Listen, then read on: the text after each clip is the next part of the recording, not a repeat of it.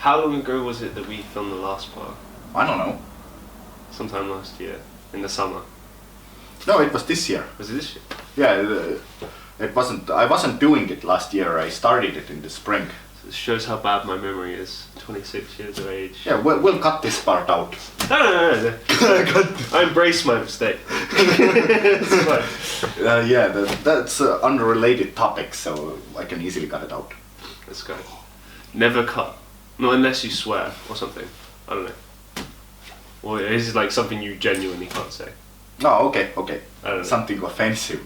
Maybe. Yeah. But I don't do very offensive art. But if I go, well, that's debatable. Yeah. Well, anybody. If I do something, then if I'm active and I do something, then I'm most likely offensive to anybody who's doing nothing, and so because I take attention away from them, so they find it offensive that I do something. It's got to be offensive. Otherwise Yeah, that's it's not true, offensive. is it? It's, Definitely. So be offensive. Yeah, I unintentionally offend somebody anyway, so I don't really care. Yeah, there's Grant Cardone had an interesting saying about haters.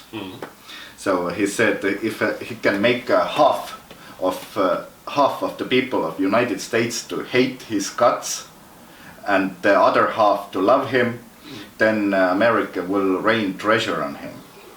That's what Grant said, and I figured that's quite the true, because if half of the people love you and half of the people hate you, then any country will rain treasure on you. That's a good point. Yeah. So, you need some haters. You got any? I'm sure. Oh, yeah, good. I'll be honest though, most people I think that dislike me don't really have the balls to say it to my face.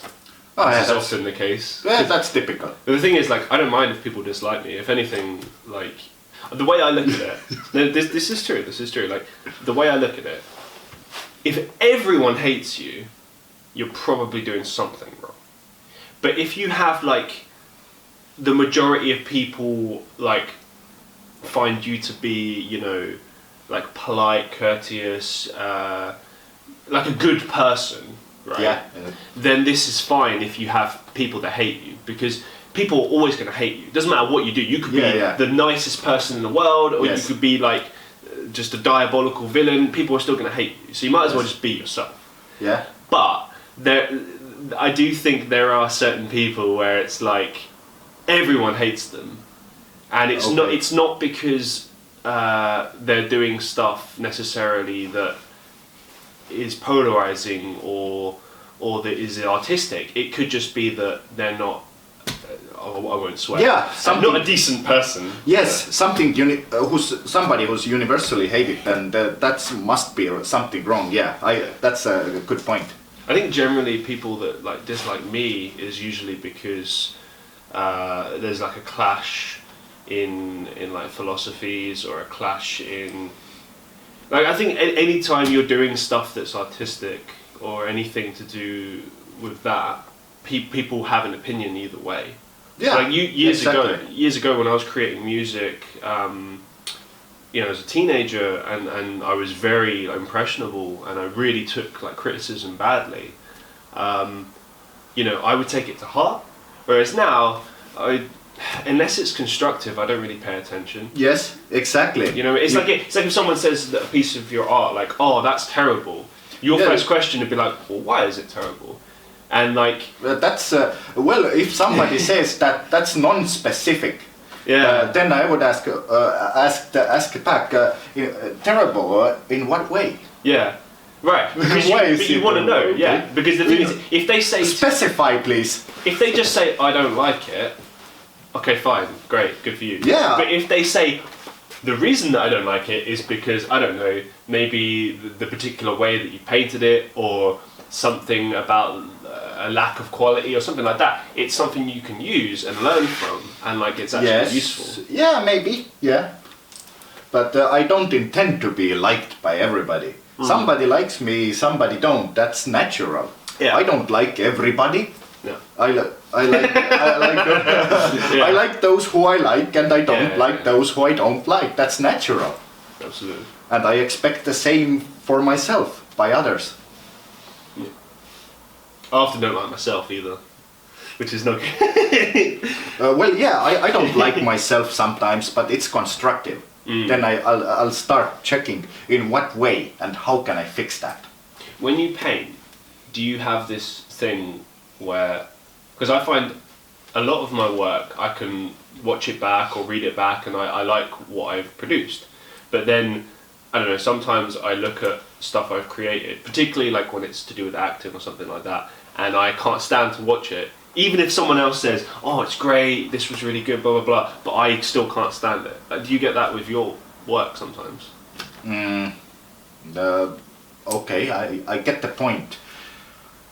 In acting case, depends actually. If I play a character that I don't fully like, and I play it, and the producers are happy with how I played it, then the satisfaction of this execution of doing the part right is giving me enough satisfaction that I don't think it's dislikable. If I dislike the character and my dislike helps me to play it, then it's good. Depends on what way. Yeah. See your point. Yeah, but if a producer says that it's bullshit, do better, then and specifies exactly, then it's constructive criticism. I can easily take it and fix it. I think the way that you voice that, though, just going back to the previous point, mate, yes, it's fine if you say specified. It must be specified. If I'm doing bullshit, please specify in what way exactly. But like that in of itself, like, we are adults, so if I know that if someone said to me that's bullshit and this is why, I will take that on board. But the fact that they're like, that was bullshit, this is terrible, right? I don't think that's the way to approach that. Yeah, you know? Exactly. You don't have to like tie it with a bow and be really, really super, over the top with it. But I think at the same time, you do have to structure that like answer. You can't. You got to be like, okay, I think this could be better. Yes. Here are the reasons why I think this could be better. Yes, exactly. Exactly. That's what I mean. Like, there's this famous guy in professional wrestling called Bruce Pritchard, right? And he has worked in wrestling for like 40 years, blah, blah, blah, various different roles. And one of the things that he always said when he was involved in the creative process was, instead of saying an idea is terrible, right, you get in this situation and you're like, that's a great idea, but what if, and then you present your idea, right? Yeah, as an alternative. You present the improvement. Yeah, exactly. Right, or something totally different. But the key is that you don't say that the idea that you dislike is bad. You're presenting like, hey, here's something we could try instead. Maybe this would be better. Maybe this is more preferable in some way. Yes, exactly. And then you can begin to defend that as well. Yeah. Give reasons why it's more preferable to what's already been proposed. Yes. But the key, I thought, that was successful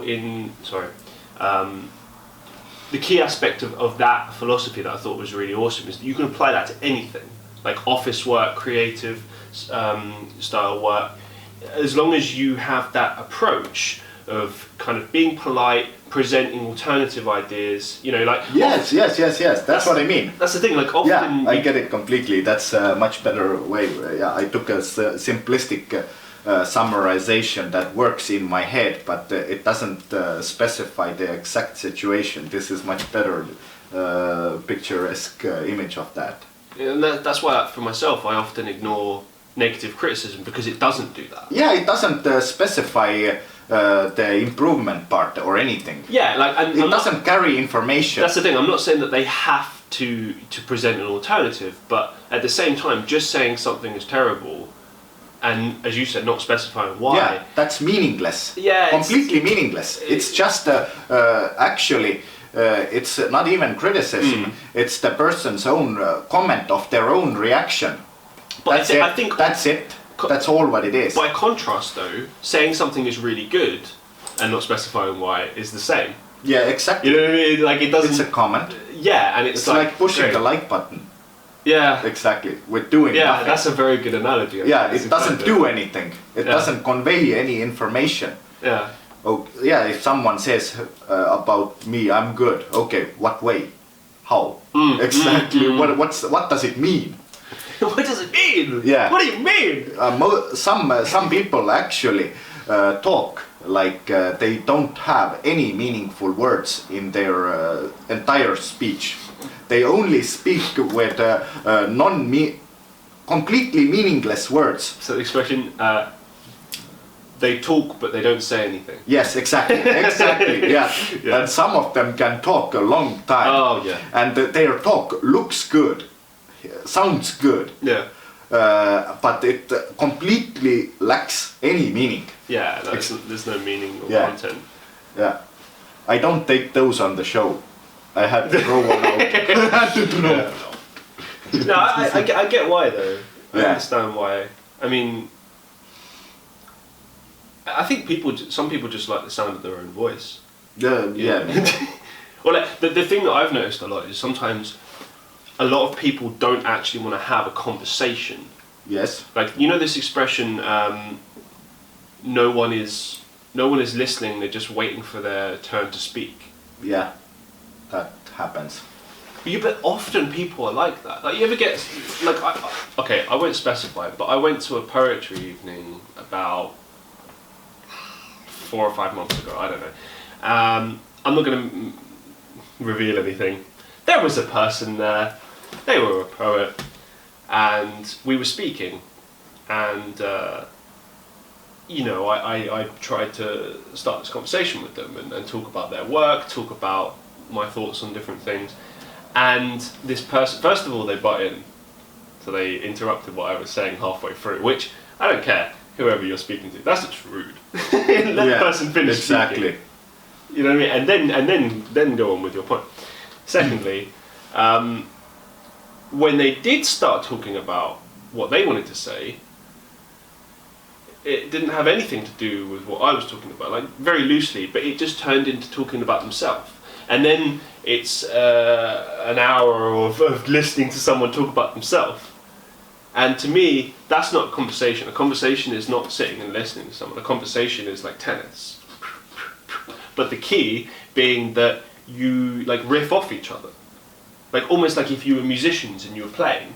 If I'm playing one thing and you're playing something different, we can't be together. We can't be in synchronicity. Yeah. But if we're playing off of each other and it works with each other, Yeah. then it's logical. Then it feels like something. Yeah. You play something and I build on it. Right. And that's, I think, what a conversation should always be. If you're not listening and you're not engaged in what the other person is saying, then it's not a conversation, it's just talking. Yeah. Yeah. Does happen. But anyway, that was quite a tangent, actually, because this is an art show. Pretty interesting. Yeah. Yeah.